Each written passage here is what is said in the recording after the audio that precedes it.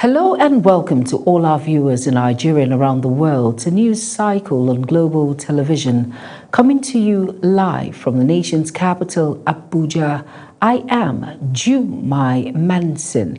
A quick reminder that Global Television is on DSTV channel 365 and Star Times channel 276. Now the news in full. President Bola Ahmed Tinubu has asked the Senate to screen and confirm Taiwo Oyedele as Minister of State for Finance, replacing Dr. Doris Uzoka-Anete. The president also urged the upper chamber to confirm former Rivers Southeast Governor Magnus Abe as chairman of the Nigerian Upstream Petroleum Regulatory Commission. The requests were contained in separate letters read during plenary by the president of the Senate, Godswill Akpabio. Until his nomination as minister, Oyedele from Ikarum in Akoko, Ondo State, served as chairman of the Presidential Committee on Fiscal Policy and Tax Reforms, where he spearheaded reforms aimed at overhauling Nigeria's tax system. The federal government has launched a public consultation to gather opinions on potential measures to protect children online, including age restrictions for social media platforms. Announcing the initiative today via his official X account, the Minister of Communications, Innovation and Digital Economy, Dr. Bosun Tijani, highlighted the opportunities and risks of the Internet for children. Dr. Tijani wrote, while the Internet offers significant opportunities for learning, creativity, and communication, it also exposes children to risks such as cyberbullying, harmful content, online exploitation, misuse of personal data, and emerging challenges linked to artificial intelligence tools.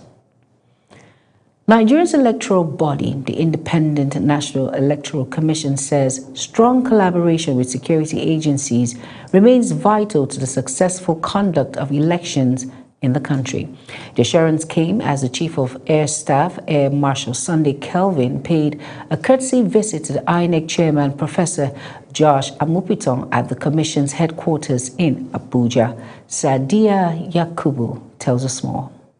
The meeting focused on strengthening operational collaboration between the Nigerian Air Force and INEC, particularly in the areas of election logistics, aerial surveillance, and security support ahead of future elections. The INEC chairman, Professor Josh Amupitan, says the Commission will continue to deepen coordination with the security agencies to guarantee efficient logistics and peaceful electoral process nationwide. He further disclosed that preparations for the 2027 general elections have already commenced, with the Commission releasing a timetable outlining key electoral activities. In all these security arrangements and measures that have been put in place all over Nigeria to ensure that this country is safe for every Nigerian.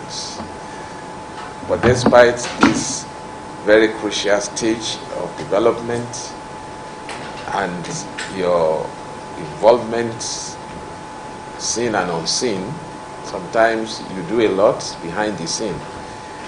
You still find the time to visit us this morning and to assure us of your readiness to collaborate with us and also to help us in order to deliver a free, fair, credible elections. The Chief of Air Staff, Air Marshal Sunday Kelvin, reaffirmed the commitment of the Nigerian Air Force to provide full operational support to the Commission. He noted that aerial surveillance, airlift capabilities, and the deployment of modern technologies such as drones will play a vital role in monitoring security situations and ensuring the smooth movement of election materials. So we've come to see that when we rehearse, when we use the assets we have, the results will be good. So we are here, we are available. As the Air Force motto says, we are always willing, able, and ready to be at your service. Both institutions say the strengthening partnership is aimed at ensuring a safe and secure environment for Nigerians to freely exercise their democratic rights in future elections. Sadia Yakubu for Global Television News. The African Democratic Congress, ADC, has hosted a National Support Group Summit in Abuja aimed at mobilizing party members and strengthening grassroots structures ahead of the 2027 general elections. Ubong Usoro reports. The summit brought together several support groups, youth mobilizers, and party stakeholders from across the country to strategize on expanding the party's influence and building a strong coalition for upcoming elections. Speaking at the event, ADC chieftains emphasized the need for unity, grassroots mobilization, and increased participation of young Nigerians and women in the political process. While speaking at the summit, said the party is ready to rescue Nigeria from what she described as bad leadership. She urged all support groups to intensify mobilization efforts and rally Nigerians to support the ADC ahead of the 2027 elections. I call on every youth of Nigeria, take this country serious, educate people, mobilize voters from the unit level to the world. Also speaking, the Deputy National Publicity Secretary of the ADC, Queen Nordi, called on all Nigerian youths to arise and take active roles in political process, stressing that the future of the country depends largely on the participation and commitment of young people. Strengthen unity, coordination, and purpose within the party structure. Today, I would like to speak briefly on a subject that is very dear to my heart, and the role of youth in politics and the responsibility that comes with it. The youth of any nation are not just the leaders of tomorrow. They are partners in leadership. The summit is part of ADC's broader strategy to consolidate its structure and mobilize nationwide support as political activities ahead of the 2027 elections continue to gather momentum. Ubong Usoro for Global Television News. The Minister of the Federal Capital Territory, Nyesom Wike, has described the Court of Appeal judgment on the People's Democratic Party's Ibadan Convention as a victory for the rule of law. Wike stated this while reacting to the court's decision, which nullified the convention and dismissed several related appeals. Kabir Hassan tells us more. Speaking in Abuja, the FCT minister said the ruling highlights the importance of strict compliance and statutory provisions, the Electoral Act, and the party's constitution. He explained that once such laws are violated, the matters can no longer be regarded as internal affairs of the party. Wike also called on party members to put aside personal interests and work toward reconciliation. For me, it's an opportunity. Let everybody come back. Let's sit down. Leave your ego.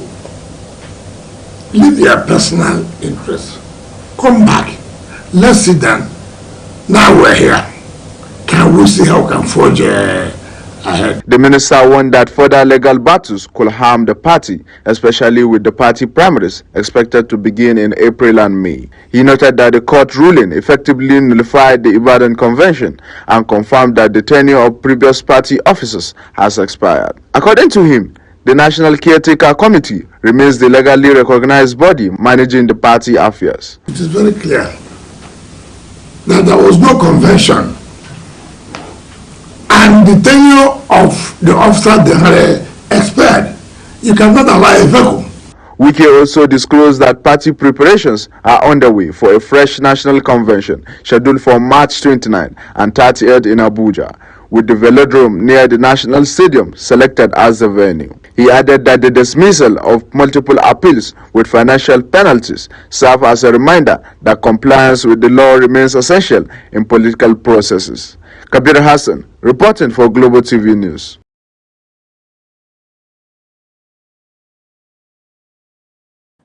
The Chief of Air Staff, Sunday Kelvin Aneke, has called for stronger collaboration between the Nigerian Air Force and the Tertiary Education Trust Fund, TETFund, to deepen research, manpower development, and medical training. The Air Chief made the call during a courtesy visit to the headquarters of TETFund in Abuja. Priscilla Obasi tells us more. The visit brought together top officials of TETFund and members of the Nigerian Air Force delegation. Chief of Air Staff, Sunday Kelvin Aneke, commended the fund for its sustained intervention in Air Force educational institutions, particularly the Air Force Institute of Technology. He described TETFund as a strategic partner in strengthening infrastructure and human capital development within the Air Force education system. For the Nigerian Air Force, TETFund has remained a long-standing strategic partner. Over the years, the fund's intervention in the Air Force Institute of Technology have been truly remarkable and impactful. Indeed, the support received from TETFund has significantly enhanced the Institute's ability to deliver on its mandate as the Nigerian Air Force premier technical training institution and to contribute to meaningful national development. Aneke noted that the Air Force Institute of Technology has evolved into a leading center for aviation and aerospace studies in Nigeria, attributing its progress partly to TETFund interventions. He also sought support for emerging areas such as artificial intelligence, robotics, and the development of the Nigerian Air Force School of Medical Sciences and Aviation Medicine. As we look towards the future, we believe there are still several areas, we are like Oliver Twist, we always ask for more, where TETFund's intervention will further strengthen AFIT's ability to contribute to national technological advancement. In this regard, we respectfully seek TETFund's contribution for support in development of an artificial intelligence and robotic laboratory at AFIT. Responding, the Executive Secretary of TETFund, Sonny Echono, commended the Nigerian Air Force for its contribution to national security and healthcare services. He noted that several of the requests presented by the Air Force have already been captured in its TETFund's intervention plans, including infrastructure and accommodation support for the Air Force Institute of Technology. I want to again assure you that you find in us worthy partners. We'll continue to provide the environment for proper teaching and learning. We'll continue to improve the global competitiveness of our tertiary institutions. Both institutions expressed optimism that strengthened collaboration will advance research, education, and national development. Priscilla Obasi, reporting for Global Television News. The Federal High Court today in Abuja adjourned the alleged terrorism financing and illegal possession of firearms case against former Attorney General of the Federation, Abubakar Malami, and his son, Abdulaziz, until April 15th and 16th. Defendants were present in court when the matter came up before Justice Joyce Abdul-Malik. At the proceedings, Dr. Akinlolu Kehinde-San, who appeared for the prosecution, informed the court that the case was scheduled for hearing. Retirees of the Federal Civil Service under the auspices of the Nigerian Union of Pensioners Contributory Pension Scheme have commended the President Bola Ahmed Tinubu, for paying attention to their welfare. The pensioners, at a mega rally held at the mini campus of the University of Ilorin, Kwara State, commended the present administration for the attention paid to their welfare, especially in terms of the prompt payment of the entitlement.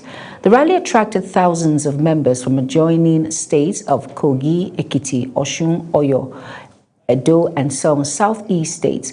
The Kwara State Chairman of Nigerian Union of Pensioners Contributory Pension Scheme, Dr. Henry Omotosho, said that the event was organized to express appreciation to the President for what he has done for the retirees. Aggrieved residents of Ilu Agbo in Akure North local government area of Ondo State today staged a protest following a fresh attack by suspected gunmen that left 2 persons dead and 3 others abducted. The protesters mostly used to block the Akure-Owo Express, disrupting vehicles movement and causing heavy traffic congestion on adjoining routes leading to the Akure airport. Reports indicated that the demonstrators placed the bodies of the victims on the road during the protest as they expressed concern over the worsening security situation in the area. Over now to the Inspector General of Police, Tunji Disu, has pledged to capture back all communities overrun by bandits in Kwara State and other parts of Nigeria. Disu gave his assurance in Ilorin, Kwara State, while addressing policemen at the state police headquarters in Ilorin. He, however, exonerated some Fulani herdsmen from banditry and kidnap for ransom. The Inspector General promised to put the welfare of police at the front burner of his administration.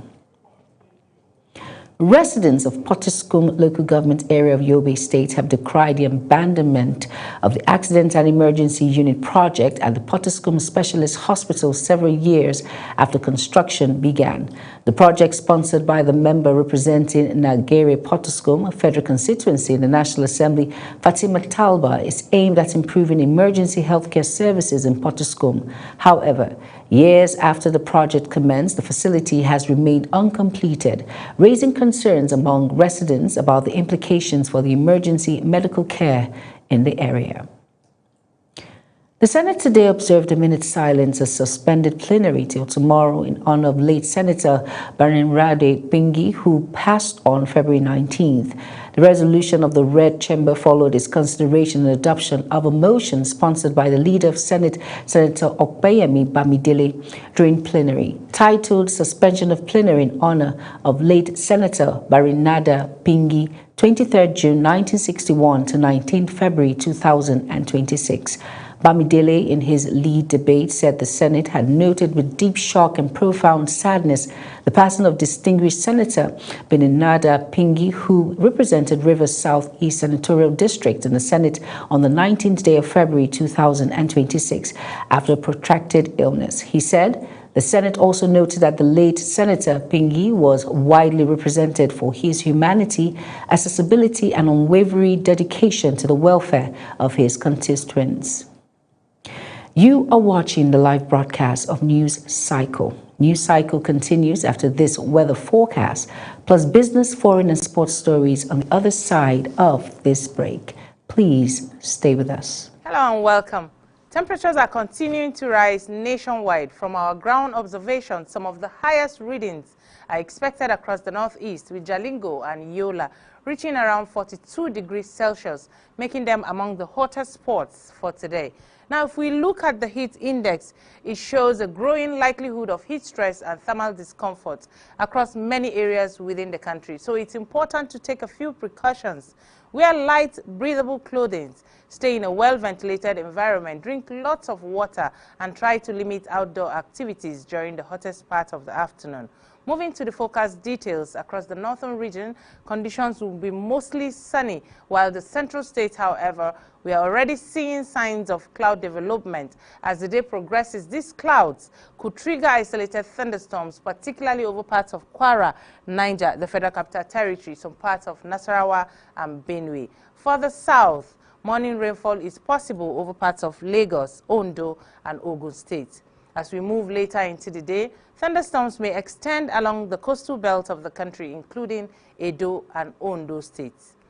And that's the latest weather outlook. Stay cool and have a pleasant day. Thank you for watching.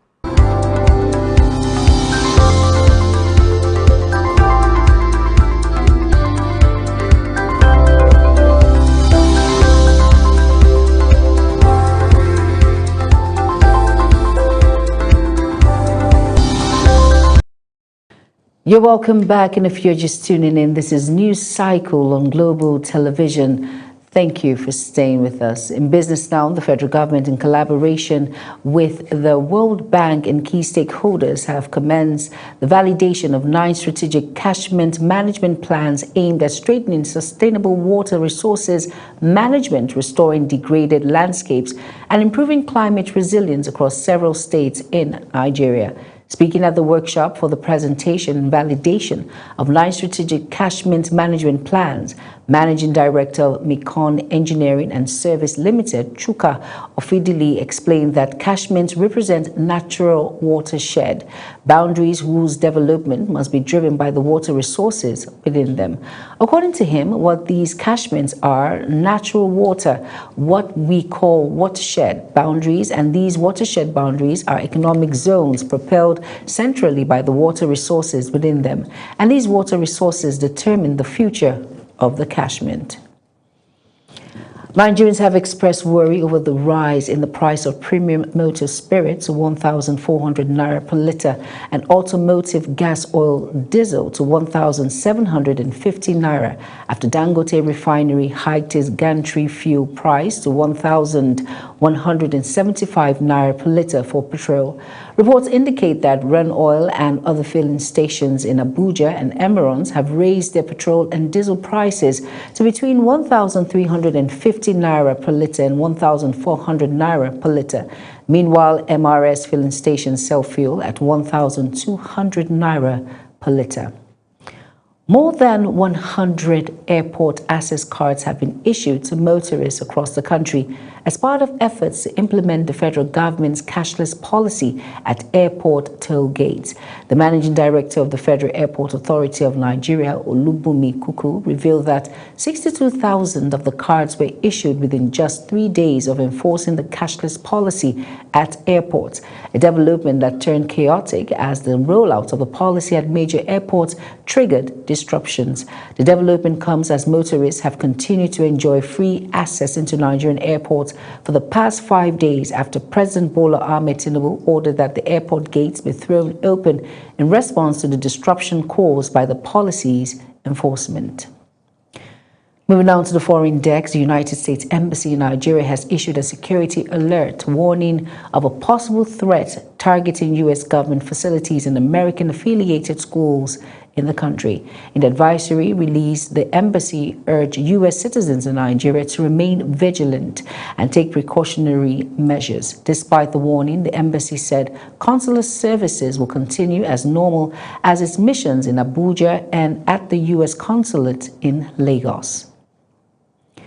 Some schools in Pakistan have shifted to online schooling as the government introduces a set of austerity measures designed to save fuel as oil prices soar due to the U.S.-Israeli war on Iran. Prime Minister Shehbaz Sharif made the announcement amid global impact of U.S. and Israel war with Iran. Zarau Nasir has details. Oil prices have jumped above $100 a barrel for the first time since Russia's full-scale invasion of Ukraine in 2022, as Iran launched retaliatory strikes at crude-producing Gulf nations. Pakistan depends on oil and gas from the Gulf, and last Friday hiked prices at the pump by about 20%, triggering long lines at petrol stations across the country. Prime Minister Sharif, who described the decision as difficult, said he was keen to avoid further increases that will hit the population, many of whom live in poverty.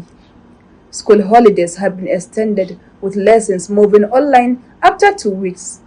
This father shares his experience in the face of the prevalent challenge. They should not close for a long time because it suffers a lot. The students, they should think like to close the school for 2 to 3 days, not for all the weeks, not for 2 to 3 weeks.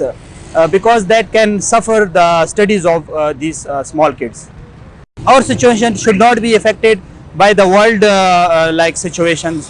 The world is already like in bad situation, but we in our country we should have some good system that people cannot be affected from those circumstances. At a meeting on Monday, the Prime Minister said ministers have agreed to try to prevent the situation from worsening and had agreed that the government offices, except banks, should move to a 4-day week, with half of all staff ordered to work from home.